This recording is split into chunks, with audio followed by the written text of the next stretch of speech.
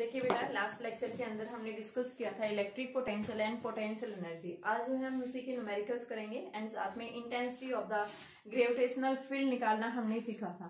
आज पहले हम उसी के क्वेश्चंस कर रहे हैं। देखिए आपके पास में क्वेश्चंस दिया हुआ है कि दो मासेज है 10 kg एंड 100 kg। उन दोनों के बीच के डिस्टेंस जो है 1 मीटर गिवन है। तो क्या पूछा है कि उन दोनों मासेस के बीच में वो पॉइंट ढूंढिए जहां पे net electric gravitational field intensity क्या हो जाती है, 0 हो जाती है। यानी find the point where the gravitational field intensity will becomes 0। तो फर्स्ट ऑफ ऑल हम क्या लेंगे, इसके अंदर दो मासेस आपके पास में गिवन है। First mass is 10 kg and another mass is 100 kg and दोनों के बीच में जो डिस्टेंस है वो कितनी है, 1 मीटर डिस्टेंस दी हुई है। तो हम क्या करेंगे, इन दोनों बॉडीज के बीच में एक पॉइंट ऐसा ढूंढेंगे जहां पे क्या हो जाता है, नेट ग्रेविटेशनल फील्ड 0 हो जाता है। तो देखिए ये मास क्या है, 10 kg है, ये क्या है, 100 kg है। तो यानी ग्रेविटेशनल फील्ड यानी कि कहाँ लाई करेगा, वो पॉइंट जिसका मास ज्यादा है। तो मैंने क्या किया, यहाँ इसके पास में क्या ले लिया, वो पॉइंट ढूंढ लिया। मान लो ये P क्या है, वो पॉइंट है जहां पे नेट इलेक्ट्रिक फील्ड इंटेंसिटी क्या हो जाती है, 0 हो जाती है। तो यहाँ पे हम क्या ले रहे हैं, इस पॉइंट से यहाँ तक की डिस्टेंस अगर हम x ले रहे हैं तो बेटा ये कितनी आ गई, 1 - x आ गई। ठीक है, अब देखो मैंने क्या बताया है, ये क्या करेगा, इस बॉडी के पास मास है, ये क्या करेगा, इस पॉइंट के ऊपर कोई भी बॉडी होगी उसको अपनी तरफ खींचेगा ही। ठीक है, तो ये इधर क्या करेगा, फील्ड जो है इस साइड अप्लाई करेगा, ये मास इस साइड फील्ड लगाएगा E2। तो इस नेट EP पॉइंट के ऊपर नेट फील्ड इंटेंसिटी जो आएगी वो क्या होगी, वो अब हम देखेंगे। सबसे पहले E1 निकालो। E1 क्या होता है, देखो ग्रेविटेशनल फील्ड इंटेंसिटी निकालना हमने देखा था लास्ट लेक्चर के अंदर। हमने क्या बताया था बेटा, ग्रेविटेशनल फील्ड क्या होता है, Gm/r²। R क्या है, यानी वो पॉइंट जहां पे आपसे क्या पूछा है, ग्रेविटेशनल फील्ड इंटेंसिटी पूछा है। तो उस पॉइंट से और उस मास बॉडी के बीच की जो डिस्टेंस होती है वो डिस्टेंस क्या लिया था हमने, R लिया था। ठीक है, तो ये हमारे पास में क्या होता है, फॉर्मूला। तो मुझे क्या निकालना है, इस पॉइंट के ऊपर निकालना है ड्यू टू द इसके कारण। तो क्या आएगा, G × में 10 अपॉन में डिस्टेंस x²। सिमिलर E2 निकालो, तो E2 की वैल्यू कितनी आएगी, G × 100 अपॉन में 1 - x²। यहाँ पुट करो, देखो कौन सा ज्यादा है, E2 ज्यादा है या E1 ज्यादा है। तो आप क्या बताएंगे, E1 ज्यादा है। क्यों ज्यादा है बेटा, क्योंकि ये डिस्टेंस कम हो रही है, 1 में से वैल्यू कम हो रही है, रिड्यूस हो रही है। जितनी स्मॉल वैल्यू डिस्टेंस होगा उतना ही क्या होगा, वहां पे उस पॉइंट पे फील्ड स्ट्रॉन्ग होगा। तो ये वैल्यू क्या हो रही है, कम हो रही है, कम होगी तो क्या होगा बेटा, फील्ड इंटेंसिटी ज्यादा होगी। तो हम क्या बता रहे हैं कि यहाँ पे फील्ड इंटेंसिटी जो होगी वो फर्स्ट पॉइंट के कंपैरिजन सेकंड पे फील्ड इंटेंसिटी क्या मिलेगी, हमें ज्यादा मिलेगी। तो यहाँ पे आपके पास में E2 is more than E1। ठीक है, E2 की वैल्यू हम निकाल चुके हैं, रखें यहाँ पे 100G upon 1 - x² minus 10G upon x²। यहाँ पे P पॉइंट पे है, P पॉइंट पे इसने क्या बोला है कि वो पॉइंट ढूंढिए जहां पे नेट फील्ड इंटेंसिटी 0 है। तो यानी P पॉइंट पे नेट फील्ड इंटेंसिटी क्या है बेटा, 0। तो यहाँ पे हमें क्या रख देंगे, 0 is equal to 100G upon 1 - x² minus 10G upon में x²।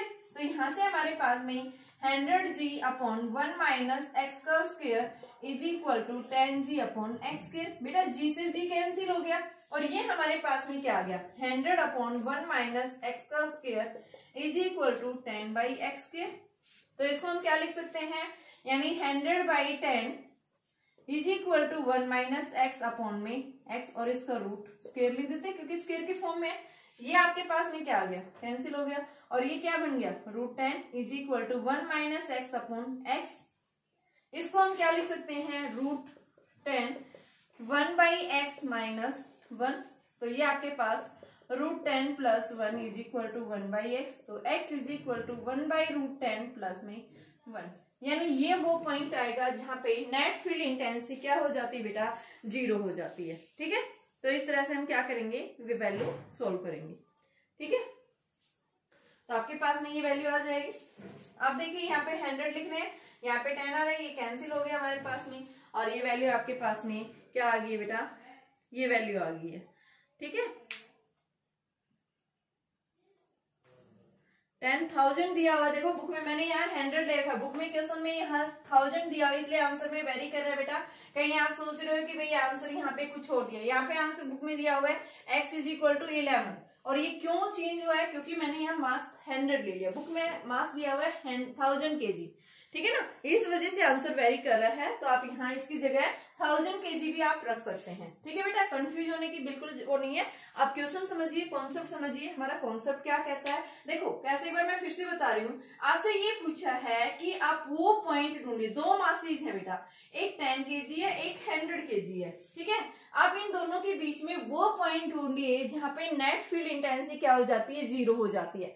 तो इसके लिए हम क्या करेंगे कि हम देखेंगे, देखो अगर ये दोनों मासेस कैसी होती है, इक्वल होती है, तो पॉइंट कहाँ लाई करता है, उनके मिड में लाई करता है। लेकिन एक साइड मास ज्यादा है, एक साइड मास क्या है, कम है, तो भाई देखो हम क्या बताते हैं, जिसका मास ज्यादा होगा क्या करेगी, फील्ड वहां पे ज्यादा स्ट्रॉन्ग होगा, जिसका मास कम होगा वहां पे फील्ड कैसा होगा, उतना ज्यादा स्ट्रॉन्ग नहीं होगा। तो यहाँ पे हम क्या करेंगे कि इस बॉडी का मास ज्यादा है, तो यानी कि क्या होगा, यहाँ पे हमने इसके पास आसपास कहीं फील्ड मिलेगा, ठीक है, जहां 0, तो ये मैंने पॉइंट ढूंढ लिया, ठीक है। ये क्या करेगा, इसको अपनी तरफ खींचेगा, ये इस साइड खींचेगा, ठीक है। तो यहाँ पे आपके पास सबसे पहले फर्स्ट मास के कारण फील्ड इंटेंसिटी, सेकंड के कारण फील्ड इंटेंसिटी, और फिर मैंने क्या बताया, E2 की वैल्यू ज्यादा है किससे, E1 से, ये वैल्यू रख दी, ठीक है। यहाँ पे इन दोनों की वैल्यू रख दी, ठीक है। इसके अंदर P पॉइंट पे फील्ड इंटेंसिटी क्या बताया, 0, तो ये हमने 0 रखा, तो हमारे पास ये वैल्यू, इसको फिर हमने सोल्व किया है। नेक्स्ट क्वेश्चन देखिए, आपके पास में दो मासेस हैं,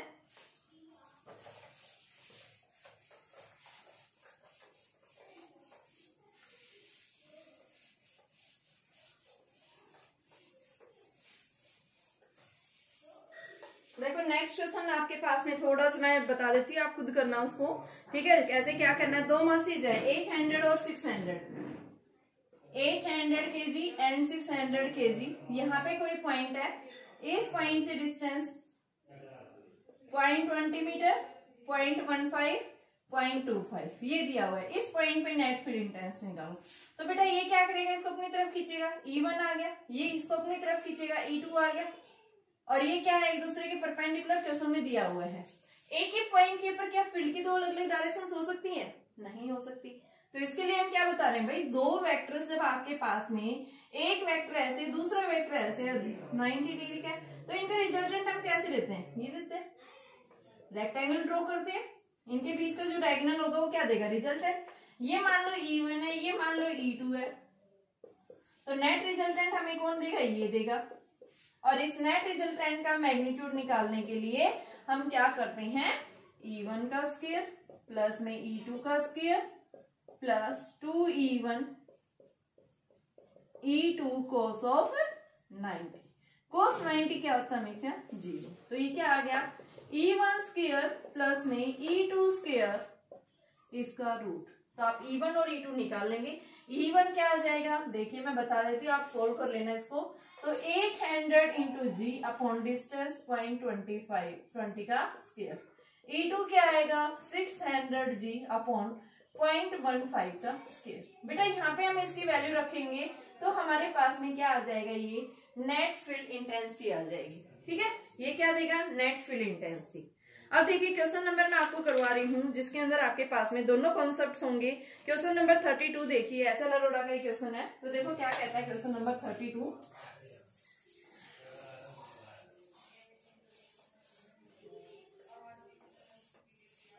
क्वेश्चन नंबर 32 है हमारे पास में, तीन मासेज है और तीनों का मास क्या है, m है।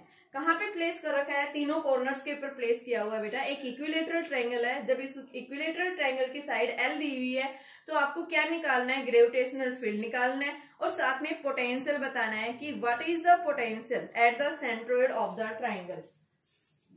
तो देखिए इक्विलेटरल ट्रायंगल है मेरे पास, L L L, मास M M M। सबसे पहले ग्रेविटेशनल फील्ड, ग्रेविटेशनल फील्ड कहां पे, सेंट्रोइड, सेंट्रोइड यानी ये हो गया, ये पॉइंट हो गया। तो ये क्या करेगा, इधर पुल करेगा, यानी ये क्या करेगा, मास इसको खींचेगा इधर E1, ये इसको इधर खींचेगा E2, और ये इसको इधर खींचेगा। E1 क्या आएगा, GM अपॉन में, ये डिस्टेंस निकालो पहले, मान लो ये A B C, ये O पॉइंट है। सबसे पहले O से A, O से B, O C का स्क्वायर, ये चाहिए OB का स्क्वायर E3GM अपॉन OC का स्क्वायर। OA OB OC कैसे निकालेंगे? तो आपके पास में देखो एक राइट एंगल ट्राइंगल बन रही है बेटा यहाँ से। इस राइट एंगल ट्राइंगल के अंदर हम क्या देखेंगे, ये D पॉइंट ले लो, इन ट्राइंगल ABD, AB का square is equal to AD square प्लस BD का स्क्वायर। आपके पास में क्या आएगी, हमें निकालना क्या है, AD निकालना है। तो AD की वैल्यू मेरे पास आएगी AB का स्क्वायर माइनस BD का स्क्वायर। A से B कितना दिया हुआ है आपको, L दिया हुआ है। B से D कितना दिया हुआ है, L/2 है। तो यहां से हम क्या करेंगे, L स्क्वायर माइनस L/2 का होल स्क्वायर, यानी AD आ जाएगा ये। तो AD की वैल्यू बेटा आपके पास L square minus L square by 4, तो 3L स्क्वायर बाई 4। तो यहां से हमारे पास में AD जो आएगा √3/2L। ठीक है, ये AD आ गया। अब मुझे निकालना क्या है, AO निकालना है।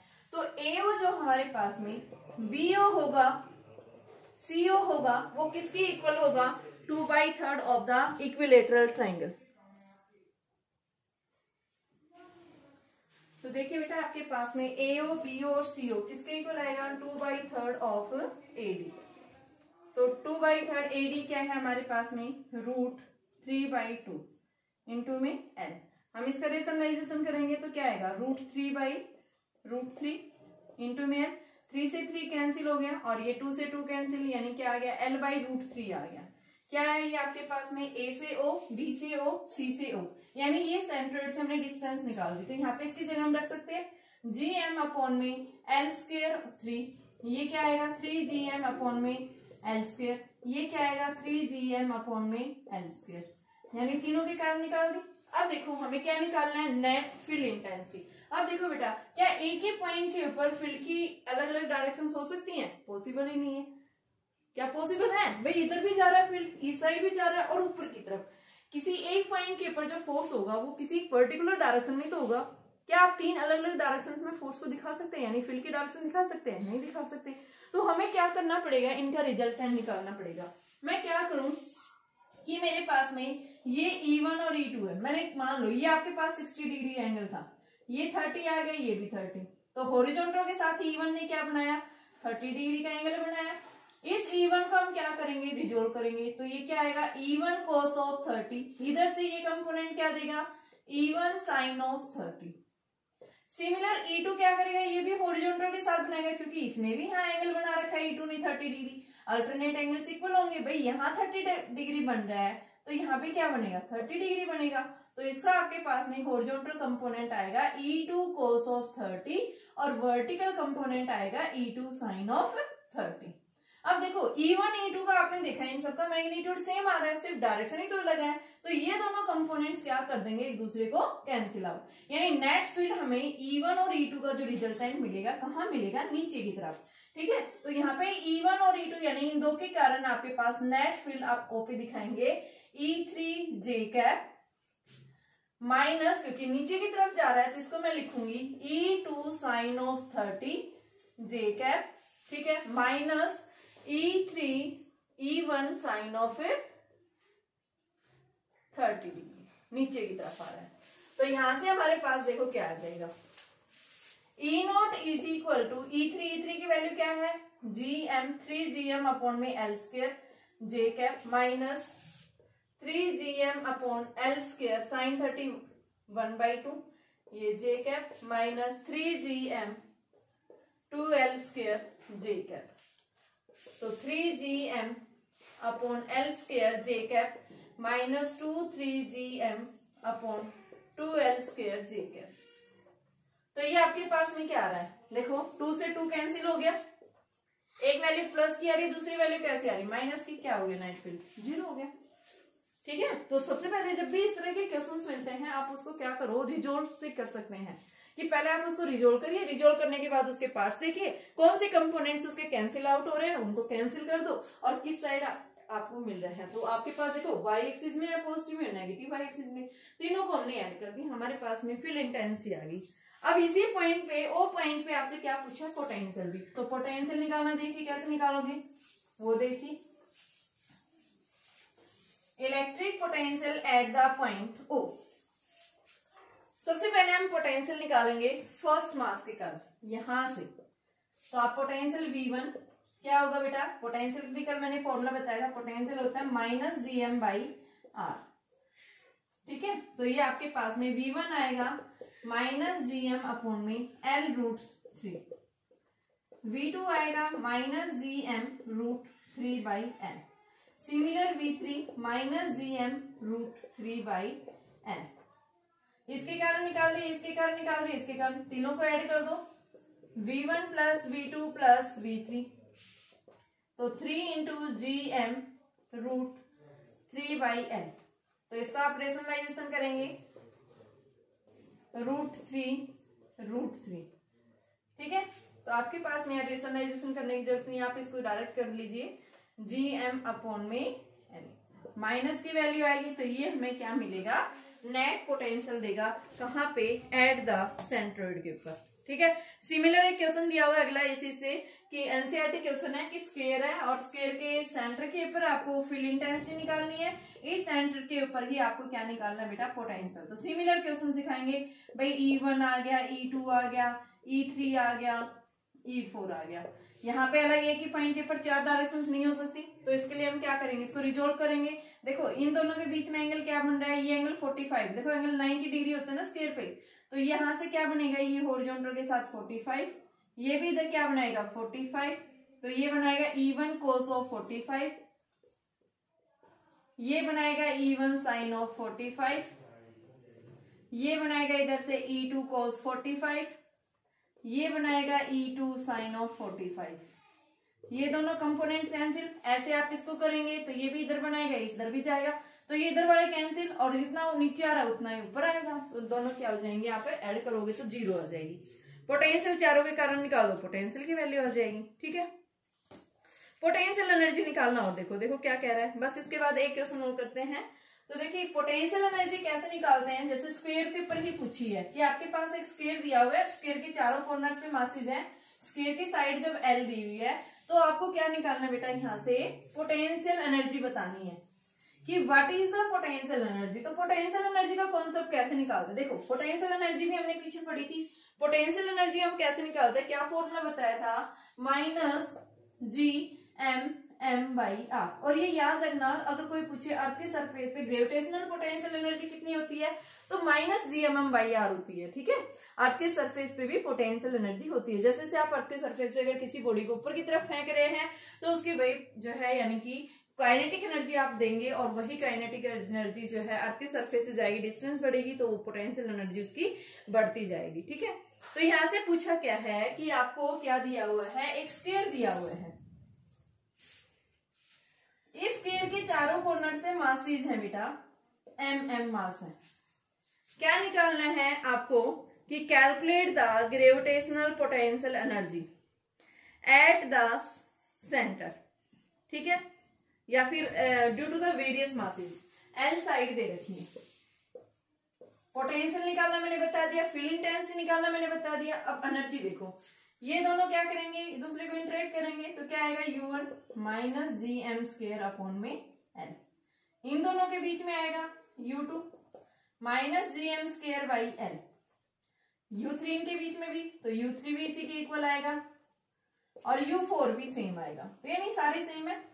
अब ये इसके साथ इंटरेक्ट करेगा और ये इसके साथ इंटरेक्ट करेगा, तो इनके बीच की भी आएगी, तो ये डिस्टेंस कितनी होगी, √L, भाई L² + L² और उसका √2L होगी। तो आपके पास में U5 जो हम लिखेंगे -GM²/√2L, U6 भी हमारा क्या होगा, यही होगा।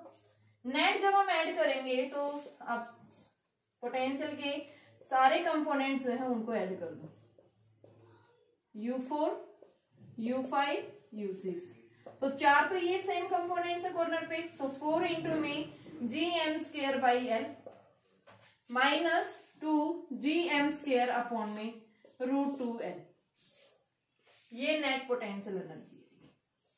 इसको आप सोल्व करेंगे। ठीक है, इसको आप लिखेंगे तो ये वैल्यू क्या आएगी, यानी कि GM², 2 GM², अंदर क्या बचा 2 प्लस में 1/√2, ये हमारे पास में नेट पोटेंशियल एनर्जी आएगी। अब जैसे एक क्वेश्चन और दिया हुआ है, ठीक है, तो क्वेश्चन क्या कह रहा है कि दो बॉडीज हैं, मास इनका m1 है, m2 आपके लिए होमवर्क दे रही हूँ, आप लोग ट्राई करना है इस क्वेश्चन को, नहीं फिर हम कल करेंगे। देखिए आपके पास में नेक्स्ट क्वेश्चन है ये, ठीक है, कि आपके पास में दो मासीज हैं m1 और m2, m1 और m2 दो मासीज है बेटा, ठीक है। इन दोनों मासीज के बीच में एक पॉइंट ऐसा मिल रहा है जहां पे नेट फील्ड इंटेंसिटी जीरो हो रही है। जब फील्ड इंटेंसिटी जीरो हो रही है तो उस केस में पोटेंशियल के साथ में इसने रिलेशन दिया है, क्या फॉर्मूला दिया है, m1 plus m2 minus g by r, m1 plus में m2 प्लस में 2 रूट m1 m2, ये आपने प्रूफ करके दिखाना है, ठीक है। तो कल हम आगे एस्केप वेलोसिटी भी देखेंगे, उसके न्यूमेरिकल्स देखेंगे और दो उसके क्वेश्चंस हैं, तो कल वाले लेक्चर में हम आगे डिस्कस करेंगे। आज आप इस क्वेश्चंस को प्रैक्टिस करना, ठीक है, और भी क्वेश्चंस दे रखे हैं एक्सरसाइज में, उसकी प्रैक्टिस करना।